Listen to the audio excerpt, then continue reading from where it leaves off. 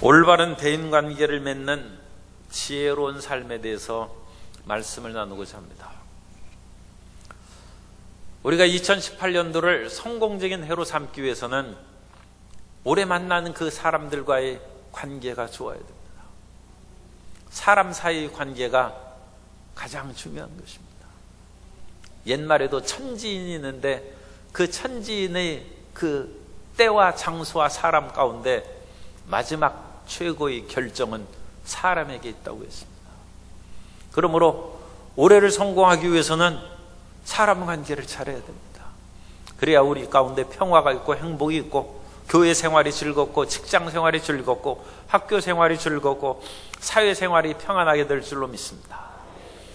손자병법의 모공편에 지피지기면 백전불태다. 상대방을 알고 나를 알면 100번 싸워도 위태롭지 않다.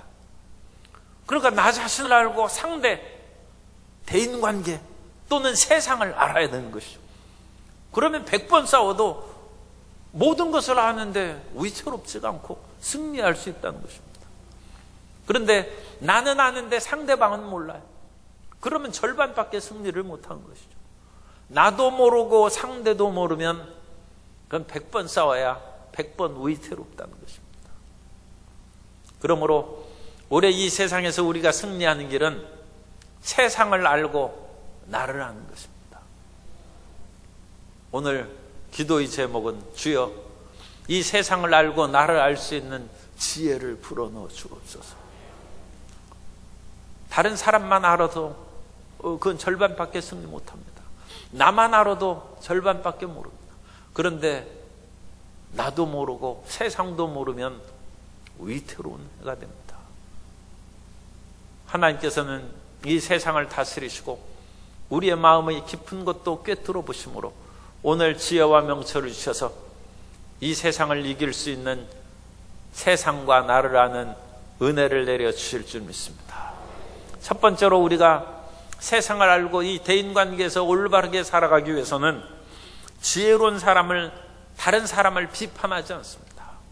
그래서 세상에 대해서 바르게 행동하는 귀중한 것은 다른 사람을 비판하지 않는 것입니다. 오늘 1절의 말씀을 보면 비판을 받지 아니하려거든 비판하지 말라. 너희가 비판하는 그 비판으로 너희가 비판을 받을 것이요 너희가 헤아리는 그 헤아림으로 너희가 헤아림을 받을 것이니라. 다른 사람을 비판하지 말라는 것은 그 사람의 비도덕적이고 비윤리적인 것을 비판하지 말라는 뜻은 아닙니다. 당연히 윤리적으로 잘못한 것은 얘기를 해야죠. 올바르게 살으라고 얘기해야 됩니다.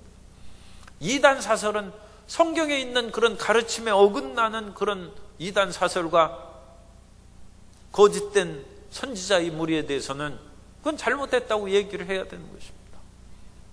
그러므로 성경에서 말씀하고 이 세상의 올바른 도덕 윤리의 가르침에 어긋나는 것은 우리가 말할 수 있습니다. 그러나 여기서 비판하지 말라는 비판은 크리노라는 단어인데 그것은 절대적인 심판을 얘기하는 것입니다. 우리는 가끔 아주 단정적이고 절대적으로 얘기하는 경우가 있어요. 물론 확신에 가득 차서 얘기하는 것은 좋습니다만 그런 절대적인 얘기는 위험한 것입니다. 우리 인간은 절대가 없습니다. 모든 인간은 상대적이고 그 사람이 정말로 우리가 보기에 올바르지 못한 일을 했을지라도 그 속에 피치 못할 사정이 있을 수도 있어요. 그러므로 그 사람이 예컨대 그 사실을 제대로 어떤 일을 밝히고 행동한다면 나라에 큰 위험이 빠진다든지 그 사람에게 협박하는 그 세력이 있어서 그 말을 하면 그런 붙잡아 인질로 잡아있는 사람이 생명 위협을 받는다든지 그래서 그 생명을 살리기 위해서 그 사람이 잘못 행동할 수도 있어요. 그런데 그것을 모르는 사람이 저 사람은 분명히 잘못했으니까 그 사람을 용서할 수 없다. 그렇게 얘기해서 우리가 절대적인 위치에서 얘기하는 것은 위험하다. 그런 것을 삼가하라는 것입니다.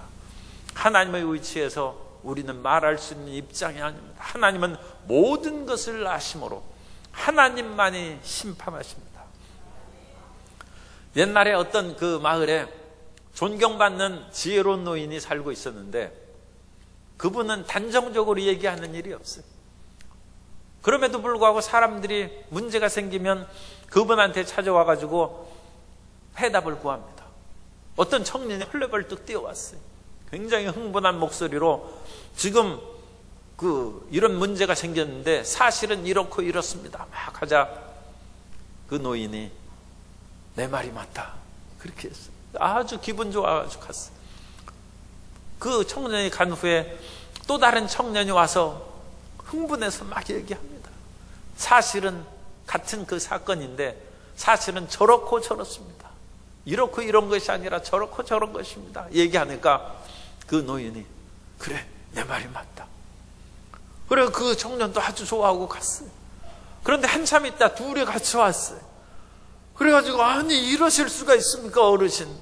저한테는 이렇고 이러니까 맞다고 하고 아니 이 사람한테는 저렇고 저러니까 맞다고 하고 이러실 수가 있습니까?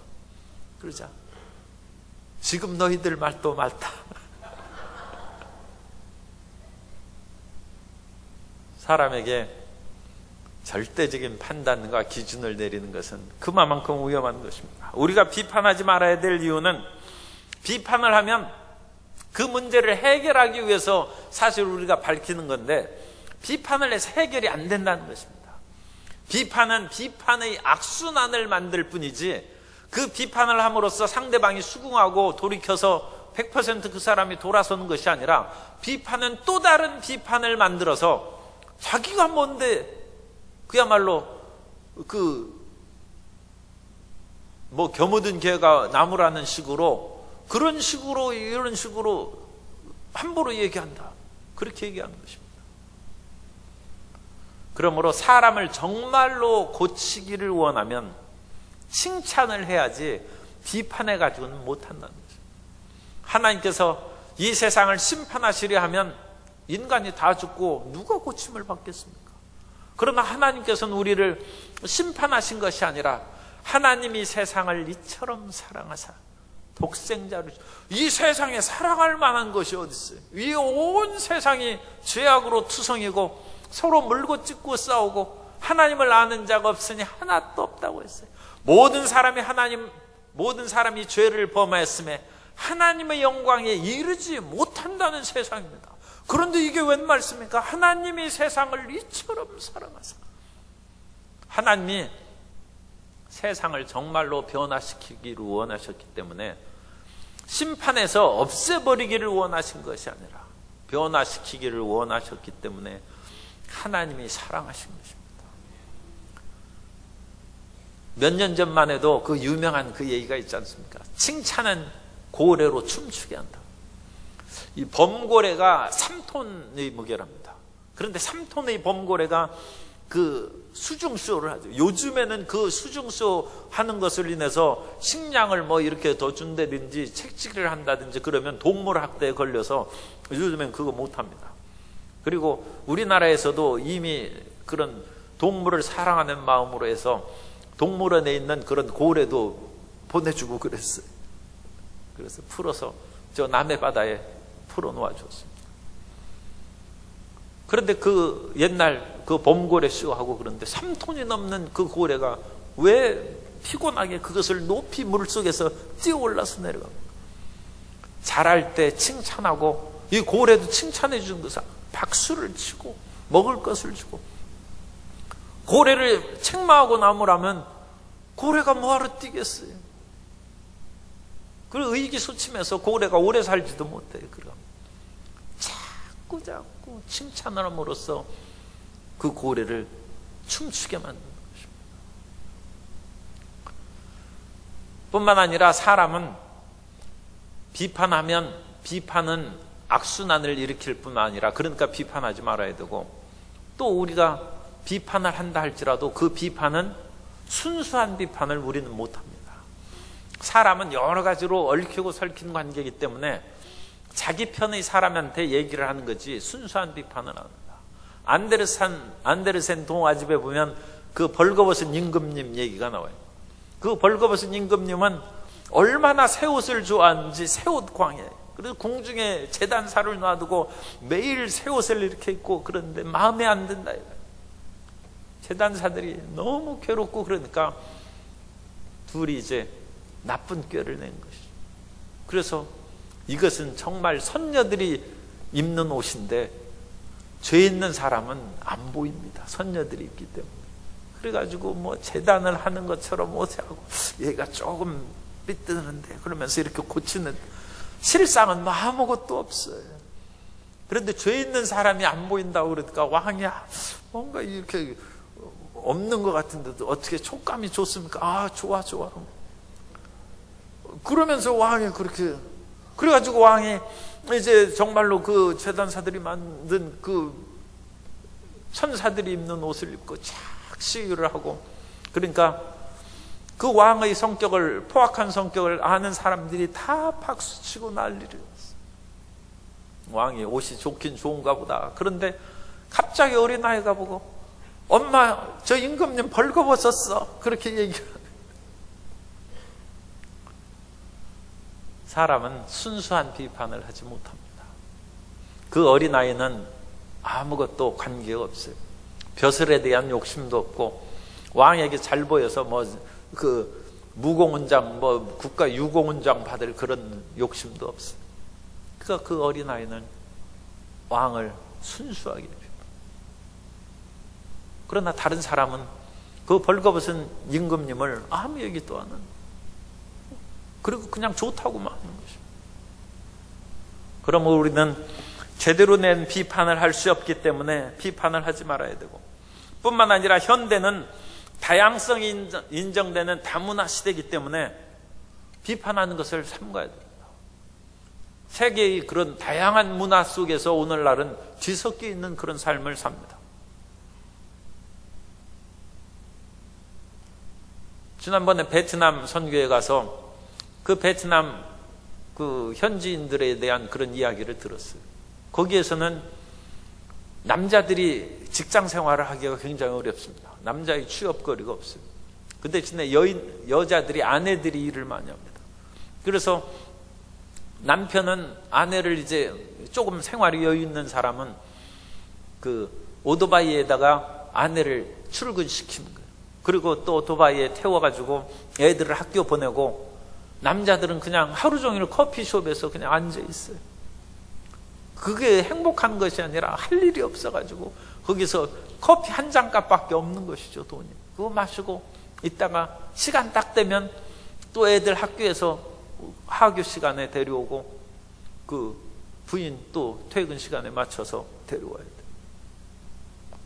그러니까 여자들이 일을 안 하는 거예요. 그 집안일을 안 하는 거예요. 그 집안일은 남자들이 하는 것입니다.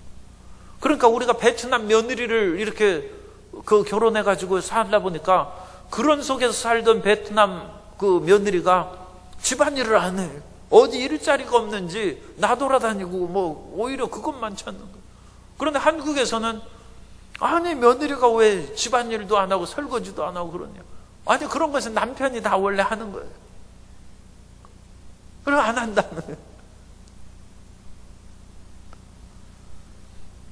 우리나라 사람처럼 사람 눈이 무서워서 살기 어려운 나라가 없다고 합니다. 왜냐하면 수염을 조금 기르면 금방 사람들이 쳐다보는 거예요. 목사님이 어찌하여 3일 동안 수염을 안 가고 금식하시나? 아니면 무슨 시험에 들었나? 아니 옛날 선비들은 다 수염 길렀어요. 그래가지고 제가 또 수염 기르고 딱 나타나고 그러면 이상하다고 생각할 거예요. 아니 그런데 우리가 언제부터 수염 깎았습니까? 반만년 역사에 수염 깎은 지는 100년밖에 안 돼. 그런데 이 반만년 역사의 한민족이 옛날에는 수염을 쫙 길러야 선비죠. 선비인데 언제 이렇게 변했는지 알 수 없어요.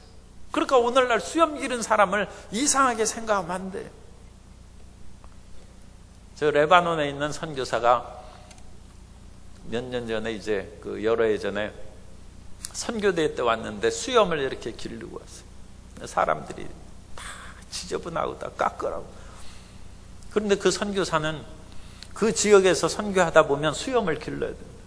왜냐하면 20살이 넘으면 그 지역에서는, 아랍 지역에서는 수염을 기릅니다. 그래서 수염을 안 기른 것은 애들 취급하고 비정상으로 취급하는 거예요.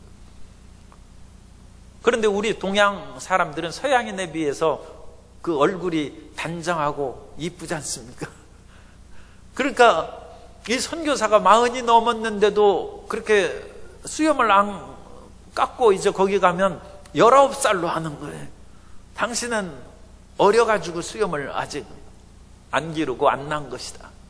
나이가 40살. 그래가지고 25살 된 그 원주민 형제들이 자기한테 반말하고 말이지 우습게 여기는 거예요. 그래 할 수 없이 수염을 이제 길렀다는 거예요. 그래서 수염을 기르고 한국에 오니까 난리. 이게 무슨 지저분하게 말이지 수염 깎으라고. 그런데 지금까지 그렇게 여러 달 해가지고 정성껏 해서 수염 길렀는데 한국에 왔다고 그걸 싹 깎고 다시 아랍 지역에 가면 금방 또 20년은 젊어지셔서 우습게 알잖아요. 우리는 우리 자신의 기준과 판단의 차로 너무 다른 사람을 괴롭게 하면, 받지 않으려면 비판하지 말라는 거예요. 이 다양한 문화의 시대에 어느 사람은 머리를 이제 길러서 그 기르다 보니까 번거롭잖아요. 그러니까 뒤로 이제 묶어요. 그래서 그 닭 꽁지 묶은 것처럼 이렇게 해서 딱 묶고 다녀요. 그러면 그러려니 하고 그 사람이 불편하고, 그거 잘 때 얼마나 불편하겠어요. 잘 때는 아마 풀어놓고 자겠죠. 그죠? 남 자는 것까지 뭐 우리가 걱정하고, 이게 벌써 이게 큰 병폐.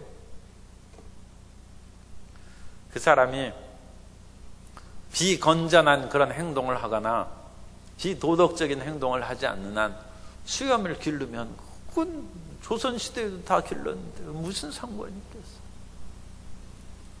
그 대신에 학생들은 그렇지는 않습니다. 학생들은 20살 성인이 넘은 후에야 자기 자율권으로 그렇게 해야지, 학교 다니면서 수염 기르고 말이지 선생님 왜 수염 깎으라고 합니까? 자유민주주의 시대예요. 그럼 또 안 되죠. 그것은 미성년자의 그런 규율과 또 학교의 그런 규칙을 지켜야죠. 그러나 그 이후의 시대에 대해서는 자유롭게 여겨야죠. 우리가 그런 비판의 문제를 삼가고 다른 사람을 인정하는 마음을 가져야 됩니다.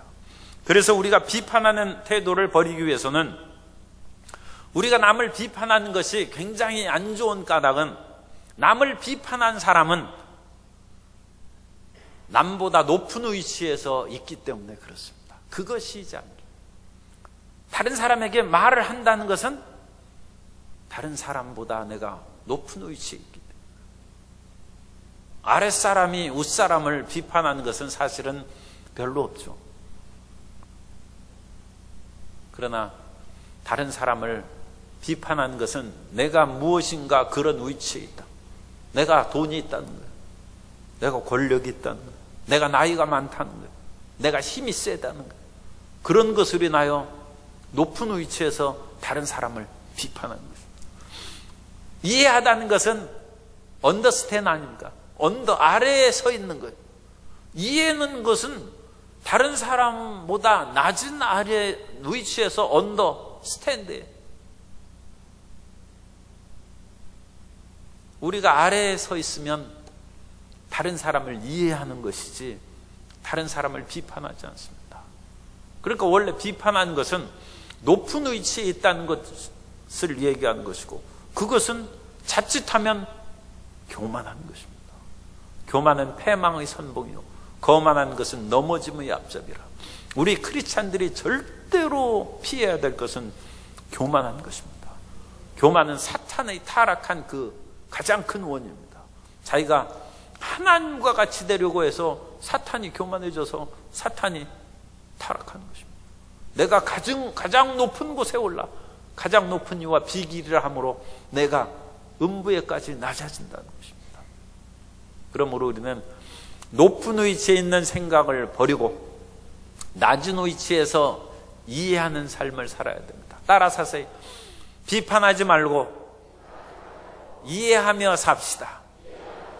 그것이 2018년 성공의 길입니다. 성공의 길은 다른 사람의 마음을 얻는 거예요. 다른 사람의 마음을 어떻게 얻습니까? 비판하지 말라요. 그 사람 앞에 참 말이 좀 어폐가 있습니다만 잘난 척 하지 말라는 거예요. 다른 사람 앞에 잘난 척 하지 말라. 그것은 다른 사람 위에 있다는 거예요. 위에 있다는 거예요. 그러지 말고 낮은 위치에서 이해하라는 거예요. 이해하라. 그리고 우리가 비판하지 않기 위해서는 상대방의 입장에 서야 됩니다. 역지사지라고 그러죠. 그 사람 입장에서 우리가 생각하는 것입니다. 그 사람 입장에서 얼마나 고통과 괴로움을 가지고 그 일을 행했는지 우리가 알지 못하지 않습니까? 그런데 그것을 쉽게 얘기하면 됩니다. 엊그제 김정명 목사님 오셨을 때 그 비타민 C 먹는 거 들으셨어요? 아니 나도 이해가 안 돼. 왜 비타민 C를 5개씩이나 드세요? 그냥 1개만 드시든지 2개만 하지. 그런데 본인이 10년을 드셨다고 그러잖아요. 10년을 비타민 C 해서 5개씩 그렇게 2번을 드시는데 이거 대단한 거죠. 그거는 일반 사람하고는 좀 틀린 거예요. 저도 비타민 C가 좋다고 해서 비타민 C를 이렇게 몇 개 먹었더니 속이 쓰려서 전 비타민 C 안 먹습니다. 왜냐하면 나하고는 잘 안 맞는 것 같아요. 그리고 어떤 비타민 C는 이제 그 일종의 위산, 산성이니까 위산이 강한 사람은 먹을 필요가 없을 수도 있어요. 어쨌든 속이 쓰려서 저는 좋아하지 않습니다. 그런데 다른 분이 비타민 C를 혼자 이렇게 드실 때 주잖아요, 옆에 분. 그럼 저는 먹어요. 그렇게 해서. 그래가지고 1년에 한 몇 번 먹습니다. 아니, 그런데 왜 5개나 드시는 거예요? 이 비판이 안 나오겠어요. 그런데 그러지 말라는 거예요. 아니, 그분이 지금까지 살아오고, 그렇게 해가지고 5개씩 드시는데, 비타민 C를 사다 드려야지. 그렇게 많이 드시는데, 정말 많이 필요하겠습니다. 그것이 그분의 입장에서 생각하고 사랑하는 사람이지. 비타민 C 줄이라고 난리치지 말라고. 그러지 말고 비타민 C 통 사들고 5개씩 드시니까 얼마나 많이 없어지겠어요. 몇 통 사들고 가셔야 돼요. 그래야 사람을 얻습니다.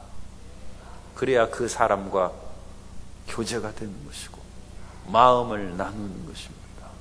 내 입장에서 생각하지 말고 그분이 오죽했으면 그와 같은 것을 깨달았겠어요. 그것을 통해서 자신의 건강을 유지하고 더 좋은 길로 나아가는 것입니다. 우리가 생각하기로 죄 짓는 일이 아니면 무조건 그냥 받아줘야 돼요. 죄 짓는 일조차 아까 말씀드렸죠. 어떤 숨은 사정이 있기 때문에 그것마저도 우리가 절대적으로 비판할 수 없어요. 하물며 죄 짓는 거 아니는 것은 마음대로 하게 놔둬요. 자유를 주는 거예요. 그리고 우리도 내 마음대로 하고 죄 짓는 거 아니면 내 마음대로 해요. 그래야 자유의 세상이죠. 다양성을 인정하고 그렇게 살아가는 것입니다. 뿐만 아니라 우리는 비판하는 태도를 버리기 위해서는 항상 상대방에게 긍휼히 여기는 마음을 가져요. 우리 옆에 계신 분하고 손을 이렇게 잡으면서 긍휼히 여기며 삽시다 인사하겠습니다. 욥기 19장 19절 이하에 보면 나의 가까운 친구들이 나를 미워하며 내가 사랑하는 사람들이 돌이켜 나의 원수가 되었구나. 내 피부와 살이 뼈에 붙었고 남은 것은 겨우 잇몸뿐이로구나. 나의 친구야, 너희는 나를 불쌍히 여겨다오. 나를 불쌍히 여겨다오. 하나님의 손이 나를 치셨구나. 너희가 어찌하여 하나님처럼 나를 박해하느냐. 내 살로도 부족하냐. 사람이 굉장히 어려운 일에 처했어. 집안이 망했어요. 자식들이 죽었어요. 병에 걸려서 죽을 지경이 됐어요. 그런 사람 보고 저 사람은 죄가 없다고 생각하지 않을 사람이 몇 사람이나 되겠습니까? 저렇게 심각한 멸망의 그런 상황에 처했는데 보통 일입니까? 그러니까 욥의 세 친구들이 불쌍히 여기지 않고, 한만 해도 욥이 옛날엔 안 그랬는데 분명히 숨은 죄가 있다. 예전에는 욥이 자기보다 의롭다고 친구들이 생각했을 것입니다. 그런데 욥이 망한 것을 보고 이제 완전 태도를 바꾸고 정죄하기 시작합니다. 너 죄를 고백하라. 3명의 친구들이 연달아 가면서 욥에게 죄를 고백하라는 거예요. 욥은 나 그런 죄 없다는 거예요. 그러면서 욥이 그 친구들한테 호소하는 것입니다. 어찌하여 나를 이와 같이 정죄하느냐. 하나님, 그때 욥이 이제 그것을 나중에 회개한 것이지만, 하나님이 나를 치셔서 내가 이 지경이 됐지만 너희는 나를 좀 불쌍히 여겨줘야 되지 않겠냐. 나를 불쌍히 여기라. 비판하지 않으려면 모든 사람에 대하여 불쌍히 여기는 마음을 가져요. 따라서 하세요. 시어머니가 며느리 보듯이 하지 말고 딸 보듯이 대합시다. 가끔 반대 있을 수도 있어요. 딸은 미워하고 며느리 좋아하는 시어머니는 반대인데, 옛날식으로 얘기하면 시어머니는 그냥 딸이 얘기하는 것은 그냥 오케이, 며느리는 사사건건 그냥 마음에 안 들어요. 왜 그렇습니까? 제가 연구해 보니까 아들을 뺏어가서 그런가 봐요.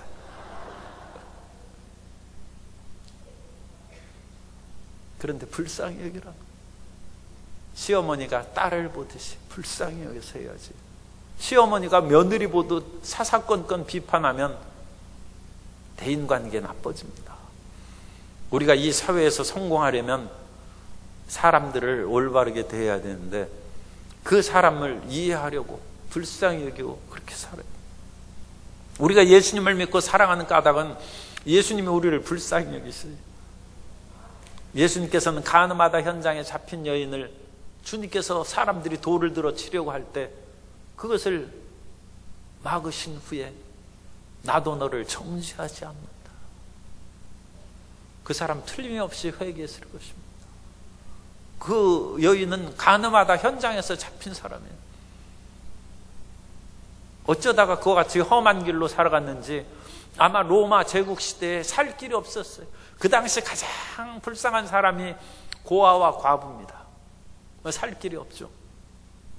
고대 세계에서는 여인이 취직할 데가 없어요. 그러니까 그 여인이 그런 생활을 했을지 몰라요. 예수님께서는 그 모든 것을 아시기 때문에 나도 너를 정죄하지 않느니 다시 이렇게 살지 말라는 것입니다. 그래서 그 긍휼히 여기시는 마음이 사람을 뒤바꾸는 것입니다. 심판하고 의로운 말을 해서 사람 바꿔지는 것이 아닙니다. 예수님의 사랑과 긍휼에 우리가 마음이 바뀌어져서 예수님을 믿는 사람이 된 것처럼 그러한 마음으로 살아가야 될 줄로 믿습니다. 이 모든 것이 하나님의 은혜입니다. 우리가 하나님의 은혜로, 어떤 사람은 하나님의 은혜로 금수저 집안에 태어나서 살고, 어떤 사람은 처절한 그런 흙수저의 삶으로 살아갔는데, 모든 것이 하나님의 은혜인즉 우리가 살아온 날들에 대해서 자랑할 것이 없고, 자기가 배운 것에 대해서 자랑할 것이 없고, 자기 신체가 이쁘고 아름다운 그거 자기가 만들었습니까? 그거 자랑할 거 없고, 자기 가문 좋은 것은 더 자랑할 거 없죠. 자기가 한 일이 뭐가 있어요? 예수님 잘 믿는 것도 하나님의 은혜입니다. 순전히 하나님의 은혜인즉 예수님 덜 믿는 사람도 불쌍히 여기시고 사랑하시기 바랍니다. 어찌하여 예수님 믿고 저 지경이야? 그러지 마세요. 나는 예수님 은혜 미리 받았기 때문에 이 정도 된 것이고, 저 지경에 있는 사람은 나중에 얼마나 더 크고 위대하게 될지 어떻게 알아요? 하나님의 은혜가 부어지면 성자가 될 수 있습니다. 모든 것이 하나님의 은혜인즉 우리는 겸허한 마음으로 모든 판단은 하나님이 하시는 것이다. 사도 바울은 나도 내 자신을 판단하지 않는다고 했어요. 나 자신에 대해서 정죄하는 것도 금지하고. 고린도전서 4장 3절 이하에 보면 너희에게나 다른 사람에게 판단받는 것이 내게는 매우 작은 일이라. 나도 나를 판단하지 아니하노니 내가 자책할 아무것도 깨닫지 못하나 이로 말미암아 의롭다함을 얻지 못하노라. 다만 나를 심판하실 이는 주시니라. 그래서 우리 자신에 대해서도 너무 정죄해서 자기 스스로 나는 죄인이고 더 이상 구제 불가능한 사람이니까 하나님께서 은혜를 주시고 구원하신 것이죠. 그러므로 스스로 의롭게 만들려고 하지 말고 성령님을 인정하고 환영하고 모셔드리고 의지하고 주님의 인도하심을 따라서 끈질기게 나아가면 어느 날 우리가 호련히 변화되고 깊은 안개가 가득한데 오리무중이죠. 그런데 해가 떠오르면 어느새 안개가 사라지는지 사라집니다. 우리에게 가득한 마음의 의심과 죄악과 세상에 대한 유혹과 욕망도 안개가 거치듯 사라질 날이 다가올 줄로 믿습니다. 그 날을 향하여 주님만 바라보고 전진하는 복된 새해가 되시기를 주님 이름으로 축원합니다. 두 번째로 지혜로운 사람은 자신을 비추는 빛을 받아서 살아가야 됩니다. 다른 사람을 비판하지 말고 나 자신을 이제 바라봐야 돼. 그래야 지피지기가 백전불. 상대방을 이제 파악했어요. 그 상대방은 일단 우리가 사랑과 긍휼로 언더스탠드 하는 거예요. 낮은 위치에서 서서 이해하는 거예요. 그러므로 세상을 살아가는 지혜를 얻는 것이고, 나를 알아야죠. 나를 아는 것은 나 자신을 비추는 빛을 받아야 됩니다. 3절 이하에 보면 어찌하여 형제의 눈 속에 있는 티는 보고 내 눈 속에 있는 들보는 깨닫지 못하느냐. 보라, 내 눈 속에 들보가 있는데 어찌하여 형제에게 말하기를 나로 내 눈 속에 있는 티를 빼게 하라 하겠느냐. 외식하는 자여, 먼저 내 눈 속에서 들보를 빼어라. 그 후에야 밝히 보고 형제의 눈 속에서 티를 빼리라. 많은 경우에는 이 말씀이 적용됩니다. 우리 눈에는 들보가 있고 상대방의 눈에는 티가 있는데 내게 있는 들보는 못 보고 상대방의 티만 보는 거예요. 헬라인들에게는 사람들에게 두 자루를 짊어지고 앞뒤에 두 자루를 짊어지고 한다고 했어요. 옛날에 어렸을 때 보면 당고 장사가 있었어요. 이 젊은 사람들은 모를 텐데. 그래가지고 이 당고가 이 단자입니다. 단자가 일본 말로 이제 당고인데, 그래가지고 아주 달콤한 뭐라고 해야 되나, 찹쌀떡이라고 할 수도 없고 그런 것이 있어요. 그래가지고 이 당고 장사가 딱 물찌개 찌듯이 이쪽으로 딱 지고 가지 않습니까? 그럼 앞에 있는 당고 있고 뒤에 있는데, 사람들은 항상 이와 같이 두 가지 자루를 짊어지고 다닌다는 거예요. 그 앞에 있는 그 자루에는 다른 사람의 허물을 담아놨다. 뒤에 있는 자루는 자기의 허물을 담아놨다. 헬라인들은 정말 철학적이에요. 그래가지고 이 당고 장사가 이것을 물찌개 이렇게 들고 다니면서 항상 남의 허물을 보는 거예요. 그래 자기 뒤에 있는 자기 허물은 모르는 거예요. 남의 허물을 보니까 남의 허물 속에는 항상 다 보이죠. 다 티끌도 다 보이는 거예요. 그런데 자기의 허물은 뒤에 들보가 있는데 그걸 못 보는 거예요. 그게 인생이라는 거예요. 그러므로 매일 다른 사람의 허물은 헤아리는데 자기 자신은 도대체 알지를 못하는 거예요. 그것을 볼 수 있는 눈을 달라고 기도해야 됩니다. 그 눈이 열려야 오래 성공하는 거예요. 자신을 알아야죠. 자신이 어떤 사람인지 그것을 알아야 이 세상을 살아갈 때 승리할 수 있는데, 자기가 자신을 알지 못해가지고는 능히 적군하고 싸워서 그것을 물리칠 수 있겠습니다. 이사야 6장 5절에 보면 이사야가 얘기합니다. 그때 내가 말하되 화로 단하여 망하게 되었도다. 나는 입술이 부정한 사람이요 난 입술이 부정한 백성 중에 거주하면서 만군의 야훼신 왕을 배웠음이로다 하였더라. 이게 하나님을 만난 사람의 고백이라는 것입니다. 하나님은 지극한 엄위하신 빛인데 그 하나님을 만나면 그 빛을 본 기쁨으로 뛰놀기에 앞서 자기 추악함이 보인다. 이 세상에서 살아갈 때는 우리가 다 비슷비슷해요. 그리고 50보 100보니까 뭐 별거 없어요. 그래서 자기 잘못을 못 봐요. 우리가 형 허물이 좀 있죠. 그런 다른 사람도 허물이 있어요. 뭐 그러니까 그것이 서로 간에 뭐 너나 나나 쌤쌤이다. 그래가지고 그렇게 살아가는 거예요. 그런데 하나님을 딱 만나면 그 하나님의 지극한 빛 앞에 자기가 얼마나 더럽고 초라한 존재인지 그걸 깨닫고, 이사야가 하나님 앞에 부르짖어 기도할 때 이사야 6장에 나오는 그 부르짖음은 위대한 그런 이사야의 소명장인데, 이사야가 왜 하나님의 종으로 소명을 받습니까? 나라와 민족을 위하여 기도할 때 받는 거예요. 우시야 왕이 죽던 해, 나라를 잘 다스리는 명군인 우시야가 죽던 그 해에 이제 이 나라를 누가 이끌어가겠습니까? 하나님 이 나라를 지켜주시고 돌보아 주옵소서. 부르짖어 기도할 때 하나님이 나타나셨어요. 하나님의 모습을 봤어요. 그러면 빨리 구해야죠. 하나님 이 나라와 민족을 이끌어갈 지혜를 얻게 해주시고 참으로 훌륭한 지도자를 세워주십시오. 그 기도를 해야 되는데 그 기도가 나오기는커녕 화로다 나여 망하게 되었다. 그런 기도를 할 만한 입술이 아니에요. 난 입술이 부정한 사람이요 입술이 부정한 백성 중에 거주하면서 만군의 야훼이신 하나님을 배웠음이로다. 우리가 기도하는 것은 상당한 부분은 기도가 못 나오게 되는, 하나님 앞에 그 기도가 안 나오는 거예요. 우리 자신의 험악한 상황을 고백하고 죄 사함을 받고 깨어지는 기도가 그게 중요한 것이고, 우리가 매년 살아가면서 그 정도의 그런 삶을 반복하는 것은 더 강렬한 빛을 못 받기 때문에 그렇습니다. 이전에 봤던 그 빛의 여운으로 살아가는 경우가 많아요. 그런 경우에는 진보가 없습니다. 그 경우는 대전환이 없어요. 왜냐하면 우리 속에 있는 빛의 밝기에 의해서, 그게 지혜입니다.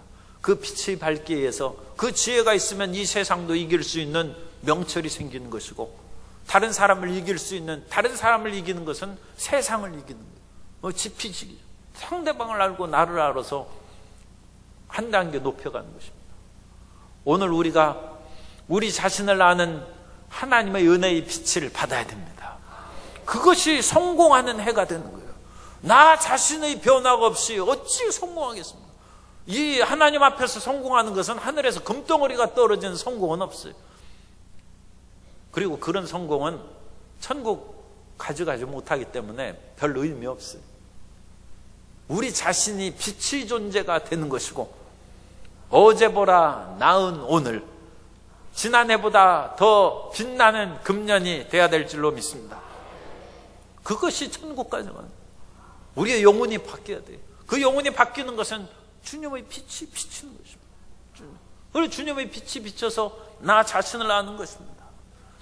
예수님을 우리가 의뢰함으로써 이와 같은 지혜의 빛을 얻을 수 있다고 고린도전서 1장 30절에서 말씀합니다. 너희는 하나님으로부터 나서 그리스도 예수 안에 있고 예수는 하나님으로부터 나와서 우리에게 지혜와 의로움과 거룩함과 구원함이 되셨습니다. 따라서 예수님이 우리의 지혜요 의로움이요 거룩함이요 구원함이십니다. 예수님이 우리에게 지혜가, 그래서 우리가 예수 충만하면 지혜 충만합니다. 예수 충만하면 의로움과 거룩함이 충만하고 구원함이 충만하게 되는 것입니다. 그래서 이 예수님의 그런 빛으로 우리 속에 가득해야 되는 것입니다. 예수님의 빛으로 가득한 것이 곧 성령의 빛으로 충만한 것이고 하나님의 지혜와 계시의 영으로 충만한 것입니다. 그래서 이 세상에서 주님의 빛을 항상 우리가 받고 살아가면 하나님의 뜻을 우리가 넉넉히 수행할 뿐만 아니라 나 자신을 정확하게 파악하여서 세상의 어떠한 변화에도 능숙하게 대처할 수 있고 그 어려움에서 피해 나올 수 있는 길을 얻게 될 줄로 믿습니다. 우리가 예수님의 그런 지혜로 매일 체험을 받을 때 끊임없이 악성 이메일이 다가요. 그리고 우리가 휴대폰도 이렇게 보니까 제가 이제 한 3년 휴대폰을 쓰다가 바꿨어요. 지난해. 그랬더니 그 새로 나온 휴대폰이 좋더라고요. 왜 좋으냐? 전에는 그 전화가 그러니까 그 전화번호가 입력되지 않은 그런 전화가 오면 그 아무것도 없이 그냥 이렇게 오지 않습니까? 여기에 입력해보는 어떤 이름이 이제 딱 해서 떠오르는데 없지 않습니까? 그러면 이걸 받아야 될지 말아야 될지 그 망설이진데 이 휴대폰에는 그 악성 메일이라든지 그런 광고 여러 가지 그런 스팸 메일이 이제 오면 그 스팸 메일을 다른 사람이 등록을 했지 않습니까? 그러면 거기에 딱 이게 무슨 광고로 32건 등록된 메일입니다. 그게 딱 나와요. 실례지만 여러분도 그런 좋은 휴대폰을 가지고 계십니까? 아니 내가 또 너무 원시 생활을 했는지 모르겠어요. 그래가지고 그게 있어서 이거 좋더라고.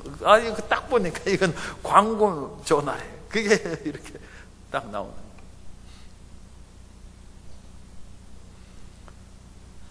그런데 우리가 예수님의 그런 그 지혜의 영이 우리에게 임할 때 이 세상에서 우리가 수령하는 것은 일종의 그 TV 수신이나 라디오 수신하는 거나 마찬가지예요. 우리는 수신기입니다.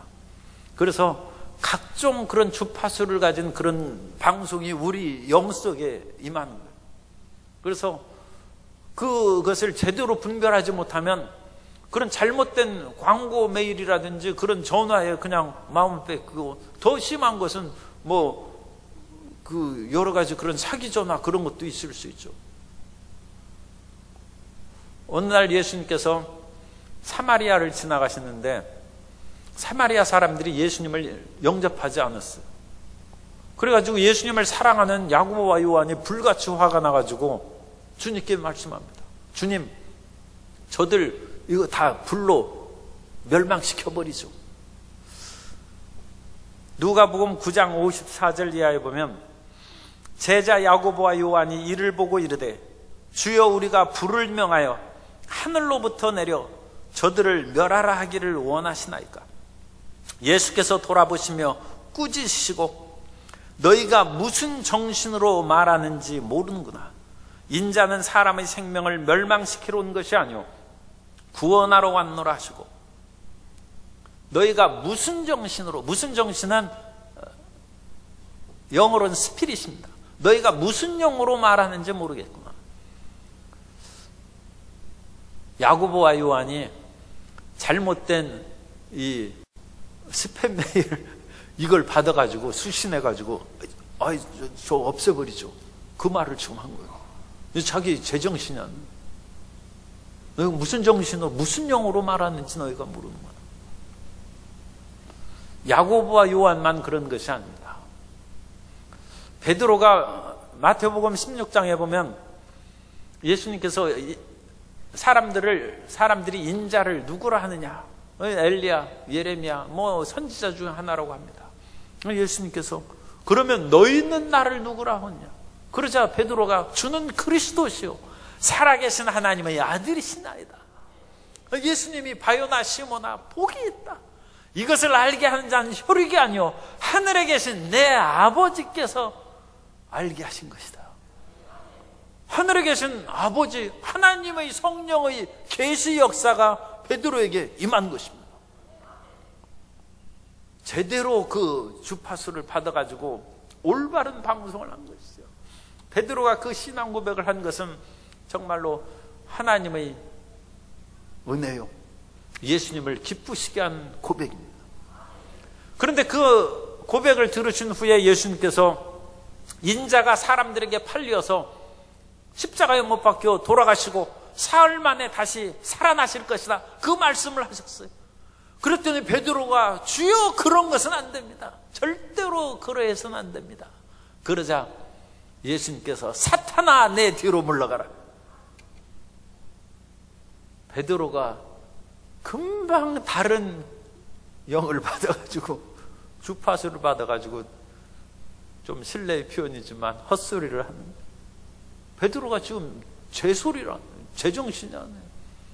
방금 하나님의 그런 아버지 계시를 받아서 주는 그리스도시요 살아계신 하나님의 아들이시라고 얘기했는데, 예수님이 십자가를 지신다는 그 말씀을 듣고 절대로 그리하지 마옵소서. 그것은 마귀가 넣어준 것이라. 오늘 우리 자신을 잘 알아야 돼. 우리가 항상 주는 그리스도시요 살아계신 하나님의 아들이라고 고백하는 것이 아니에요. 베드로도 지금 그래요. 베드로도 지금 제정신이 아니에요. 야고보와 요한도 예수님을 사랑하는 열정이 가득했는데 예수님을 믿다가 불같이 화를 내면서 하늘에서 불이 내려서 저거 다 없애버리라는 거예요.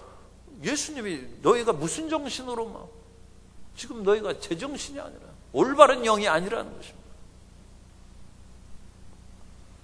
사람들은 자만하면 안 됩니다. 자기 자신을 바르게 파악하고 하나님의 사랑과 긍휼의 마음을 우리가 벗어버릴 때는, 내가 지금 내 입으로 얘기하는 것이지만 이 성령으로 말미암은 것인지 지금 딴 생각을 불어넣어서 누가 한 것인지 그거 분별해야 돼요. 그러므로 우리가 항상 하나님의 말씀을 읽고 주야로 묵상해야 되는 까닭은 주파수를 고정시키기 위해서 그러는 거예요. 우리가 자칫하면 세상 소리와 온갖 것으로 시달리게 되는 거예요. 우리의 기도할 때는 우리의 영이 열리기 때문에 하나님의 음성이 듣기도 쉽지만 귀신들도 역사하기가 쉽습니다. 마음을 항상 닫아놓는 사람은 이 소리 저 소리 안 들리죠. 그러나 우리가 마음이 열려진 사람은, 더군다나 기도의 영이 열려있는 사람은 더 섬세하게 그것을 분별하고 그것을 파악해야 합니다. 그래서 끊임없이 하나님의 말씀으로 우리를 고정시키는 거예요. 그래서 우리 속에 다가오는 어떤 계시의 영이 우리에게 있다 할지라도 그 계시의 영은 성경 말씀으로 분별해야 돼요. 예언의 하는 예언은 예언자의 그런 제재를 받는다고 했어요. 예언하는 영은 예언자의 제재를 받는데 그 예언자는 말씀에 의해서 자기에게서 나오는 예언을 분별하는 거예요. 그러므로 사람이 하나님의 말씀을 읽고, 이게 기준이에요. 성경 말씀이 기준. 그러므로 기도도 많이 해야 되고 그만큼 성경도 읽어요. 30분 기도하면 30분 성경 읽어야 돼요. 왜냐하면 기도만 하면 기준이 없어서 무슨 주파수를 받는지 잘 몰라요. 자기 욕심에 끌려서 100년을 기도해요. 그건 헛기도예요. 하나님의 뜻에 맞춰야죠. 주파수가 틀렸는데 그 뒤에 무슨 소용이 있어요. 그러므로 끊임없이 말씀을 읽고 묵상해야 됩니다. 예전에 어떤 피아니스트가 얘기했어요. 그 피아니스트도 얼마나 피아노 치기가 힘들어요. 옛날에 정경화 바이올리니스트인가요? 그분이 그랬어요. 당신 천재입니다 하니까 불같이 화가 난다. 물론 천재죠. 천재는 천재인데 본인은 10시간, 15시간을 연습했다는 거예요. 그런데 그것을 천재에서 그냥 쉽게 뭐가 얻어지는 것처럼 그 질문한 사람이 그렇게 얘기하니까 화가 났다는 거예요. 피땀 흘려서. 그래서 그 피아니스트가 하루만 연습하지 않으면 뭔가 이상한 것을, 뭔가 음이 틀리는 거예요. 사실 피아노 수만 번 건반을 이렇게 치는데 한두 번 틀리죠. 음이 못 알아듣는 거예요. 일반 사람은 발견 못하는, 자기는 아는 거야. 내가 틀렸구나. 10,000번을 건반을 두드리는데 한 번, 2번 틀렸어요. 그걸 누가 알아내겠어요? 자기는 알죠. 하루 연습을 안 했더니 이렇게 틀리는 거예요. 그런데 일주일을 연습 안 하면 전문가들은 금방 한다는 거예요. 한 달을 연습 안 하면 일반 사람들도 저 피아니스트가, 저 훌륭한 세계적인 피아니스트인데 뭔가 이상하다. 한 달 연습 안 한 피아니스트가 어디 있겠습니까만 안다. 우리가 하나님의 말씀을 하루, 일주일, 한 달 읽지 않으면 이미 틀린 거예요. 엄청나게 틀려져요. 우리에게 다가오는 그런 계시는 올바르지 못해요. 우리 자신을 모르는 거예요. 사람이 한 달, 1년 예배 안 드리면 옛날에 가졌던 영성, 그거 자기 마음으로는 있다고 싶으면 그건 어림없는 얘기입니다. 그 사람 심각한 상태에 빠져. 한 1, 2년 그거 같이 교회를 안 나오고 예배 안 드리고 성경 안 읽었다. 굉장한 그런 나쁜 상태입니다. 그것을 자신이 알아야 돼요. 자신을 파악해야 돼요. 자신을 올바르게 알아야 돼요. 그래서 우리가 이와 같이 끊임없이 말씀 가운데 자신을 살핌으로써 하나님의 깨우침을 얻고, 끝으로 오늘은 시간이 좀 넉넉한 줄 알았는데, 그래서 6절을 읽도록 하겠습니다. 세 번째는 다른 사람과 세상에 대해서 분별 있게 행동하라는 것입니다.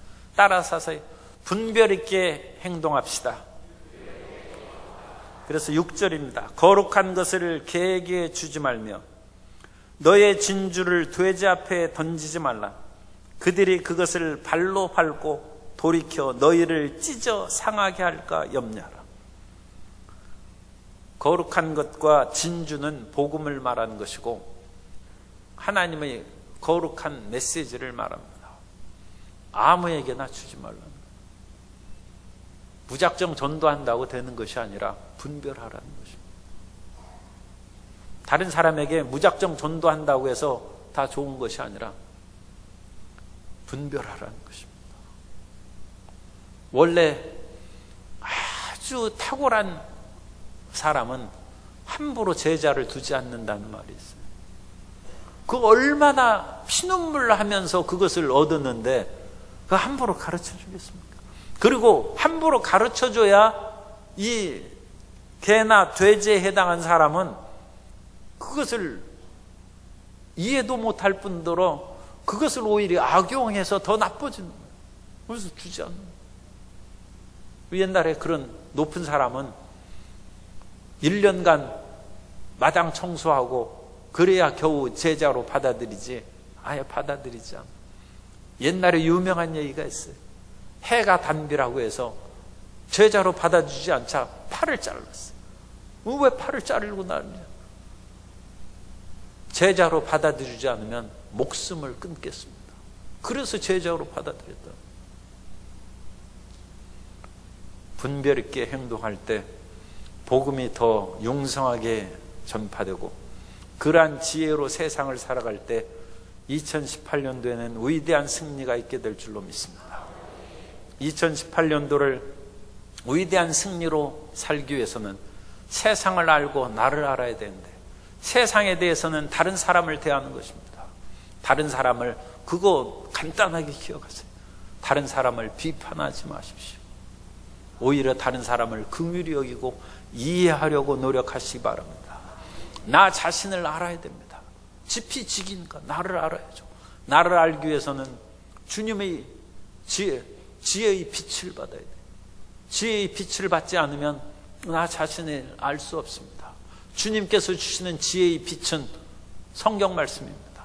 끊임없이 성경 말씀을 읽고 묵상하여 나 자신을 알고 나 자신을 잘 살피는 해가 되고 이러한 지혜와 명철로 분별 있게 행동하여 승리하는 2018년도를 다 이루게 되시기를 주님 이름으로 축원합니다.